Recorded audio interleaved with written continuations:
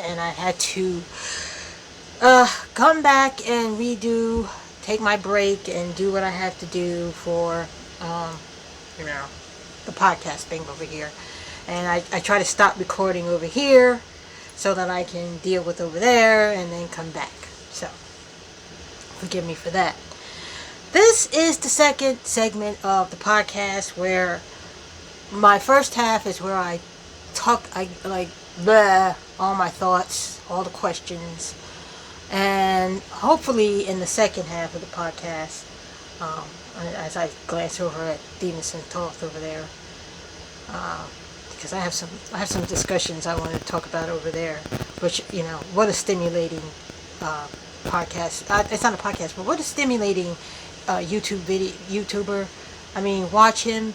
Some of his live streams are 6 hours, one was 8 hours. Man, that Themis, he is a saint. He is a saint. He's got sainthood. I mean, I don't know if I could do this. I really don't know. I mean, nothing beats failure but a try, and I don't know what's going to happen to me on YouTube or on the podcast. If this will be the year that I say, you know what, I don't think I'm suited for this. I don't want to do this anymore. I don't know. I don't know where it's going to go. But anyways, and I want to talk about some subjects over there too. So, and hopefully it ties in because watching Themis and Thoth and all these engaging, intelligent women, black women, talk about the manosphere, the black manosphere, and how it affects us mentally, spiritually, whatever. And I don't know. It's a lot to take in. And part of why I'm here is really to react to what I've been watching this whole time regarding the black manosphere and the single mother trope, that everyone likes to tread out and beat women of color on the head with all the time and blame for all the ills that is somehow society, as if single mothers hadn't been here for a long time raising children and taking care of children. Some of them in spite of, I hate to use the word patriarchy because that too is used, but if there isn't anything else to call it, in spite of the patriarchy, that decided that women shouldn't be in the workforce or shouldn't be working full time to take care of their children, despite what their husbands were doing, or if they had a husband, if he was dead or whatever. So that trope. But my question was, what influence does a father have in the home? And I know the men will come out there and say, well, I would teach him how to be a man. I would teach him how to do this and how to do that. Because you need a father in the home to learn how to be a man. And I'm looking and I go, okay, that may be true. I'm looking at my light over there. That may be true to a degree. But how do you contribute to your son's manhood overall? You can show him some things. You can show him how you work hard. You can show him how you treat your wife, how to treat a woman. You can show him some things, but does that necessarily affect his manhood? Does that contribute to him as a man? I mean, if he's gay, does that contribute to him as a man? You can take him out to ball games. You can do manly things with him. You can be, ultra masculine. But if that's not who your son is, how does your masculinity contribute to his masculinity? Does that make sense? Drop a line in the comments if you think that makes sense. That's a question I have to ask. And, is too much masculinity a thing? I don't know. I mean, toxic masculinity. Some of these things that women call toxic masculinity, I don't know. I mean, a man who sits with his legs open. I've always seen men sit with their legs open. I don't take offense with that. I don't understand that mentality. I don't understand that at all. There are some toxic things about men, though, and I hate to use the word toxic. I would go with more rude, annoying, self-important. I wouldn't call it toxic necessarily. I don't think I'm going to die if, certain things happen. And I'm not using that word lightly, and I shouldn't, because we need to really start talking about, black femicide and how black women are second only to men in getting murdered. But like I said, it is so much I really want to talk about.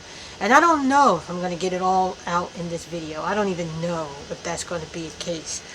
And I really would like to have conversations with other people about this. And please, drop a line. Hit me up on YouTube. Hit me up on Twitter. Hit me up on Instagram.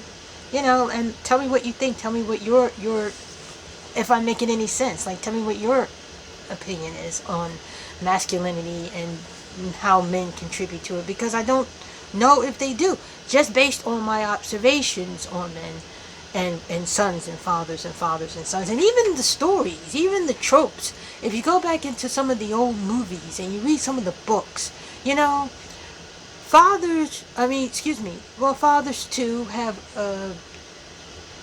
a sort of thing against their sons, but also sons fight very hard not to be their fathers, no matter what. Even though the fathers are good, the sons are different. Like, I would think this. What's a drastically different lives? Right? The father's born in slave times of slavery, and the son is born free. Do you think that the son is trying to be the father? I mean, I don't. That may be sketchy. I don't know. That may be a sketchy. That may be sketchy. But I'm trying to draw like a picture. Between the generations. Who my mother was. Okay, she was born to a sharecropper. Her mother died at a young age. She had 9 brothers and sisters. Her mother died when she was 2. Her father was a sharecropper. She struggled to go to school. She had to walk every day. Then they would pull her out of school, and she had to work the field. And when she was 14, everybody broke up housekeeping, and then she came to the East. And that story, and then she met my father, that's 26, and so on and so forth. Michelle comes along. Michelle is not my mother, okay? That's me. I'm not my mother. I'm not in the wheelhouse of my mother. Now, did my mother influence my femininity or influence my womanhood? Yeah, she did. But I chose to be a different woman than my mother. Does that make sense? So while I watched her and what being a woman and a mother meant to her, I then had to make a decision about what being a woman and a mother meant to me, and what it is that I was willing to do to be a mother and a woman. And I have to tell you that even though my mother and I may look alike, we may, have similar looks, we're 2 entirely different people. We're different people. So, that's the same with fathers and sons. Like, the father may have had a different type of life and different kind of this and different kind of that. And maybe he works to make certain that his son's life is different. And then the son's life is different, but that masculinity does not influence the son. Am I making sense? I don't know. I hope so. But these are thoughts I have. About, the relevance of fathers in the home. I'm not saying that fathers are irrelevant. That's not what I'm trying to say. I'm just trying to understand, like, how much influence do parents actually have? Oh, dear Lord. So sorry about that. how much influence does a parent actually have in the effects of their child's life? And if a single mother who loves her child, who sacrifices for her child, who two things that are most important: sacrifice and love for one's child. What's that number?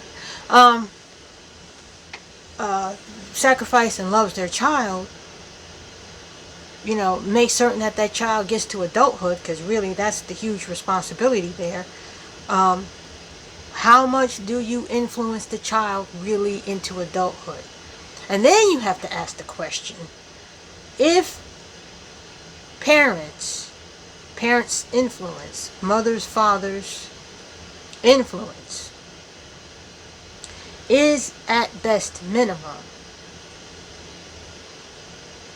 then what responsibility does the person have, the individual have, to change their own narrative?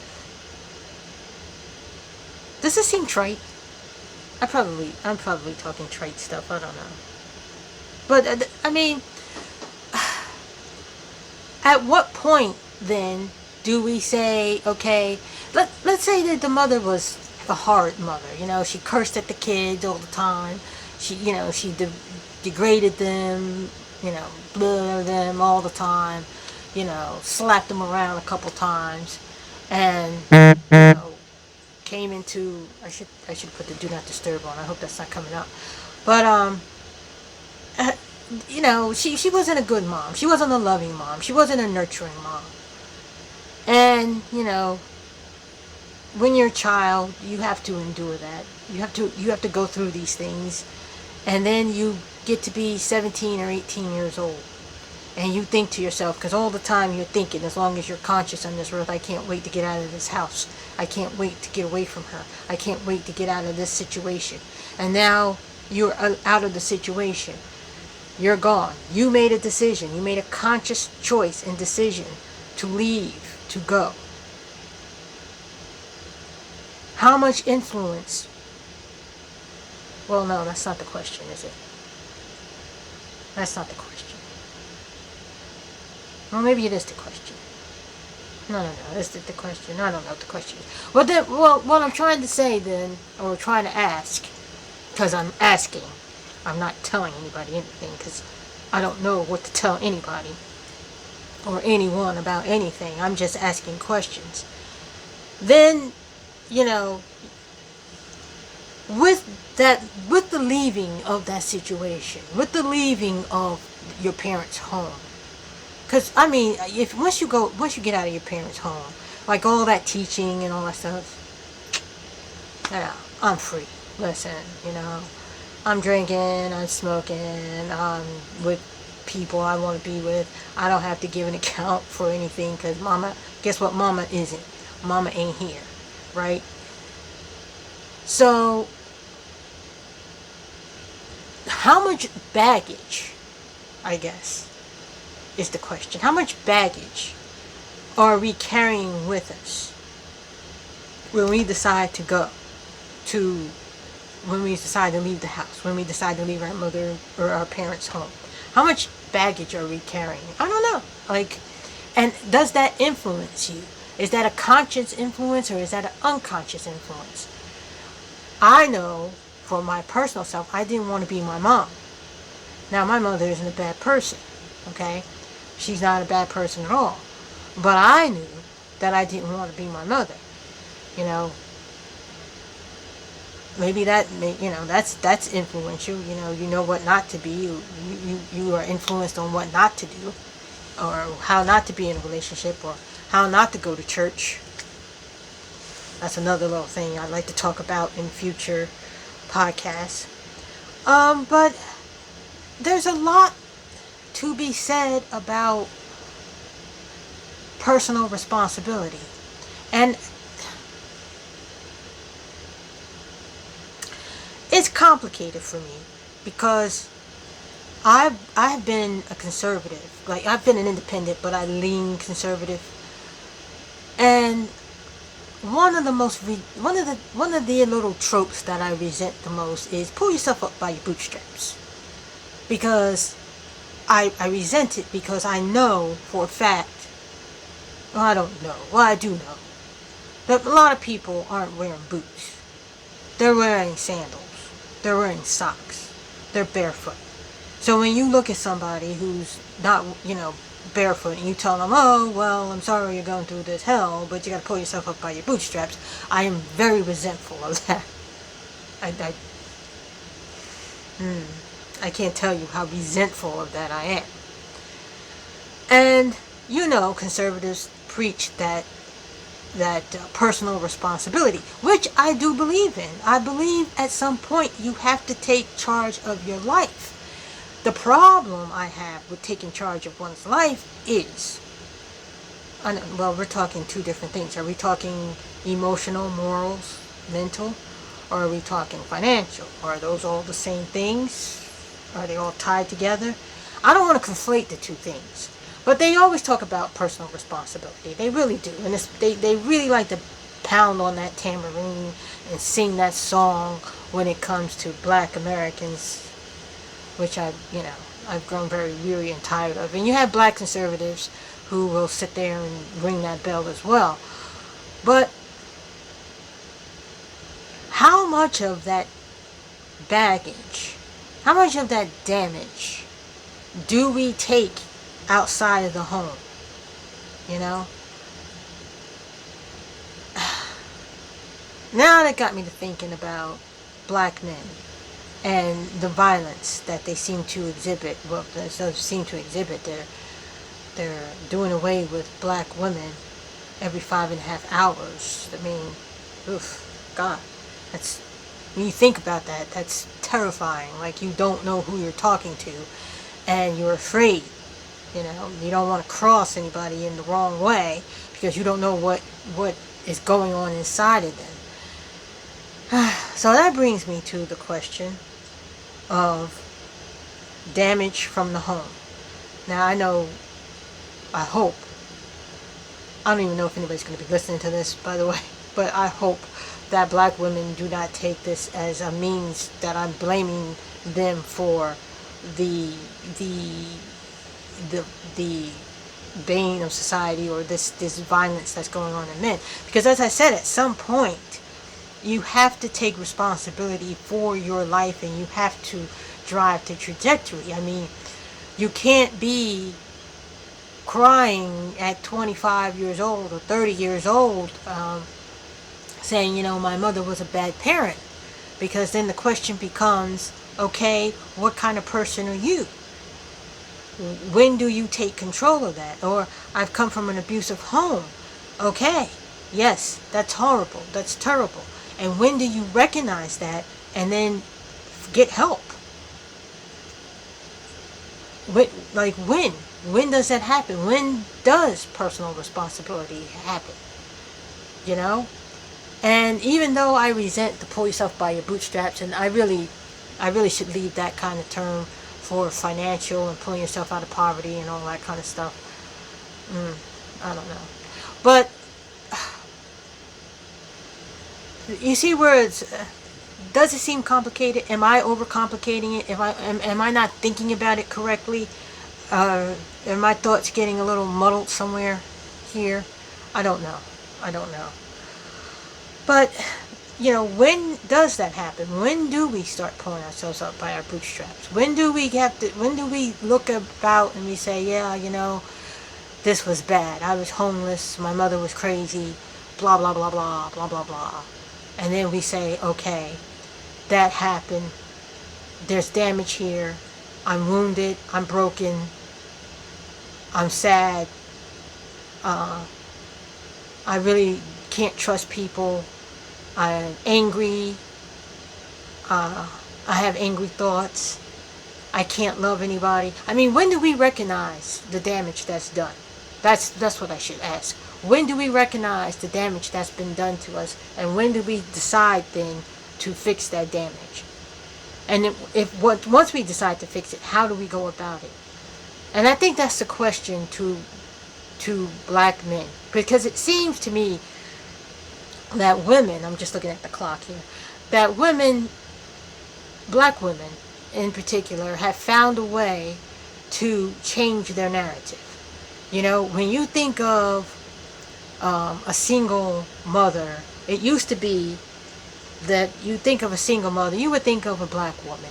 Even though, you know, well, name a white woman's name, you know, I hate to use the word Becky, but Becky, for lack of originality on my part, would have, you know, 3 different children by 3 different dads, but she was blonde-haired and blue-eyed, and all her children were blonde-haired and blue-eyed, and they were like, oh, look at her, she's a spectacular mother. And if it was a black woman in the same position, they, you know, society would all of a sudden look at you and say, oh, well, look at you, you're a drain on society, you're a drain on the world, look at what you've done, you know, you're costing the city, you're costing the town, you're costing the country by you having all these kids out of wedlock.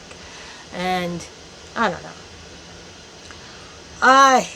like I said, I'm just here with a microphone talking. I haven't really put out any good content in a while, and I don't know if this is good content. I don't even know it's going to be released on YouTube, but it's just me thinking, having my thoughts stimulated, watching Themis, and thoughts worth every hour that you spend watching him.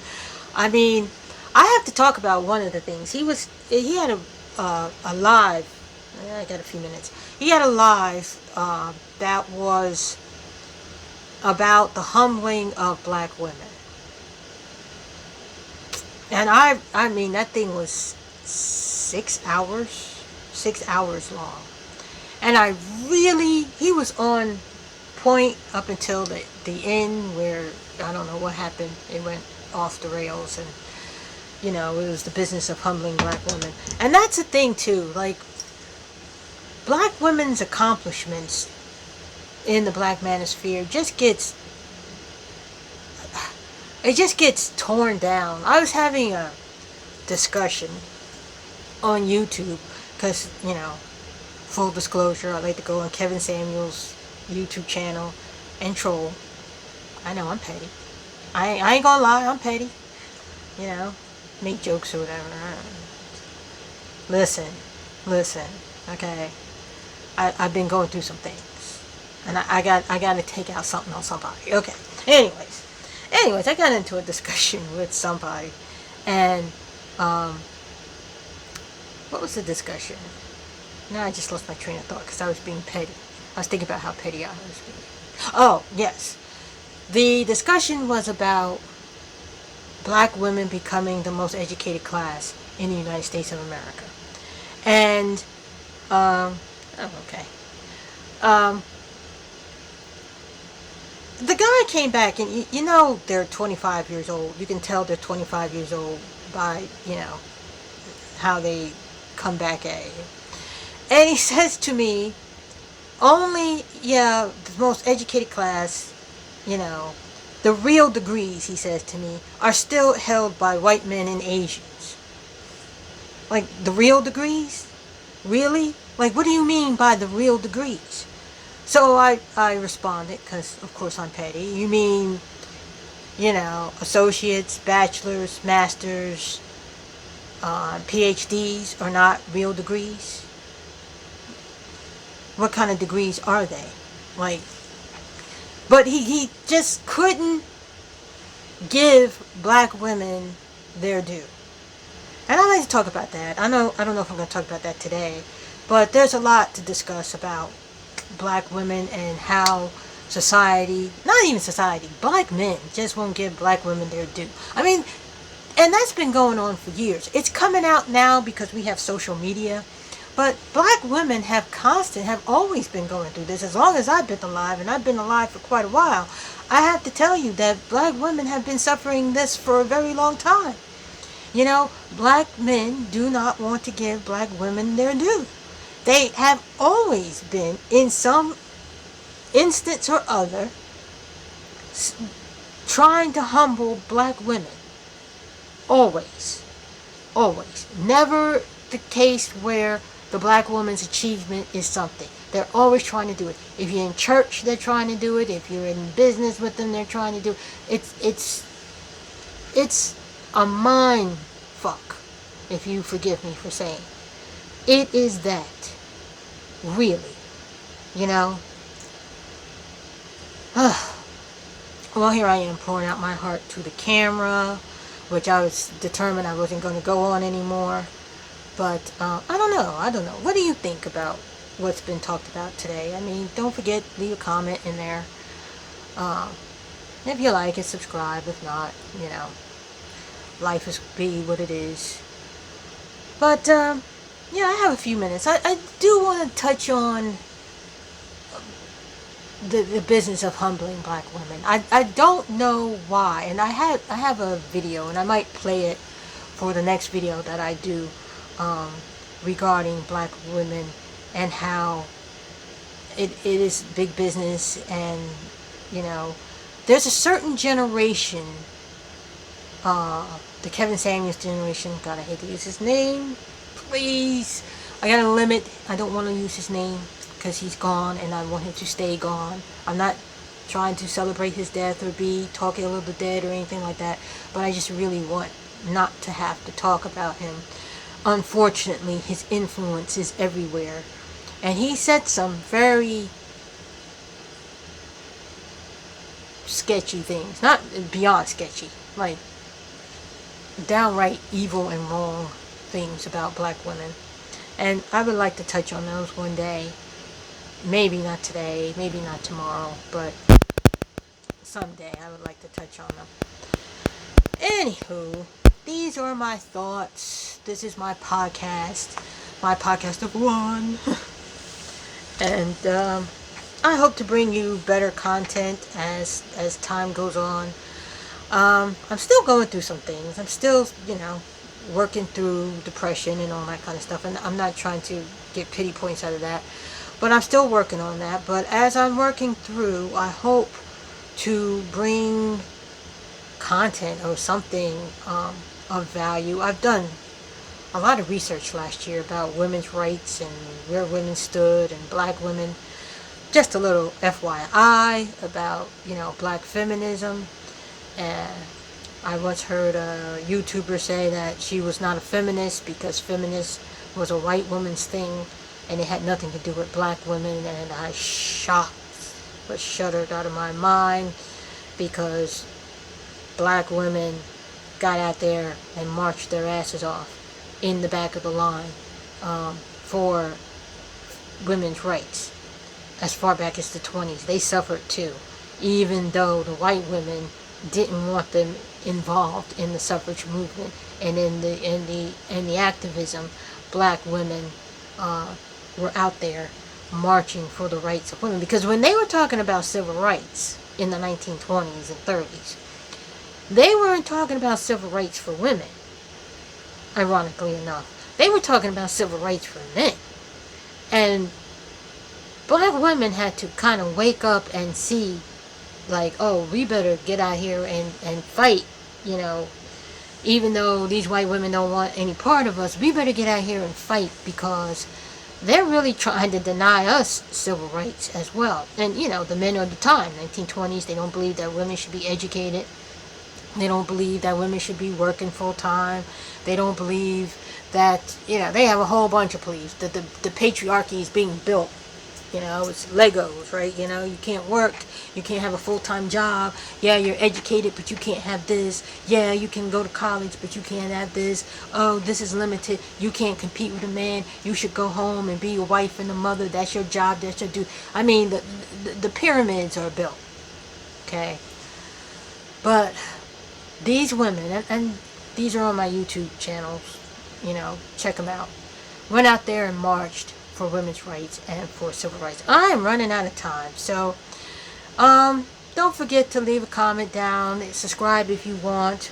For those of you who are on the podcast, the audio, I will talk to you later. I will leave some links in the descriptions, and if you like what you heard, come back. Bye-bye. Be blessed. That's for those people there. And for you out there, thank you for listening. Thank you for taking some time out just to hear me talk about all the stuff that's in my head. I hope that it helped you. I mean, I hope that I said something that was worthwhile. But, if you like what you heard, subscribe, leave a comment. You don't even have to subscribe, just leave a comment. And like it. Like it is good. I appreciate a like. These are my thoughts, of course. I don't know what I'm going to come back with later. But, listen, thank you. I appreciate that you took time to listen. And until next time, be blessed. Bye-bye.